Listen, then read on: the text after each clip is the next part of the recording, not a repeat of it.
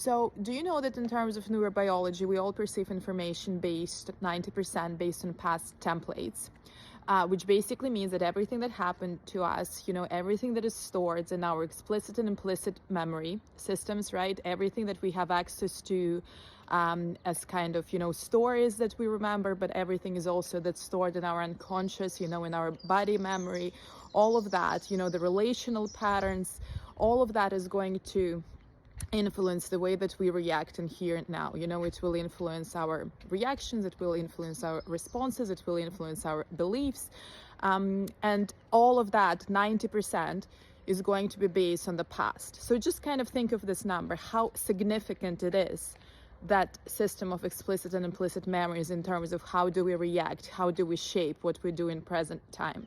But I think very often we don't really recognize that, right? So I'm going to give you an example. So yesterday I was taking my children to the beach, and we were walking, and my younger son, who is 2.5, he was walking kind of a little bit behind me, and my husband turned around to him and he said, "Be careful, because last time we were here, we were coming to this beach, you fell."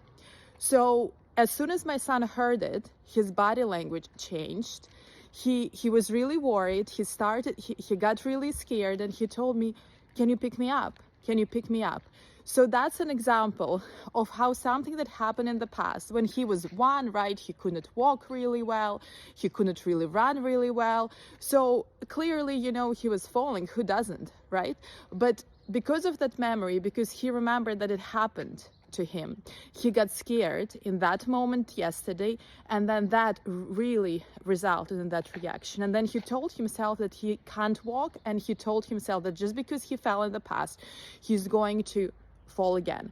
And just think about how many times we do the same thing to ourselves. How many times we tell ourselves that just because something didn't work in the past, it's not going to work now. How many times we're telling to ourselves, just because we didn't change in the past, we can't change today.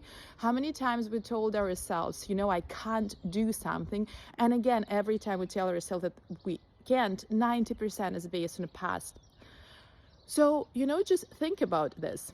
Think how we program and influence our own feelings as we bring up those memories that happened, and that means it's familiar, and that means it's going to happen again.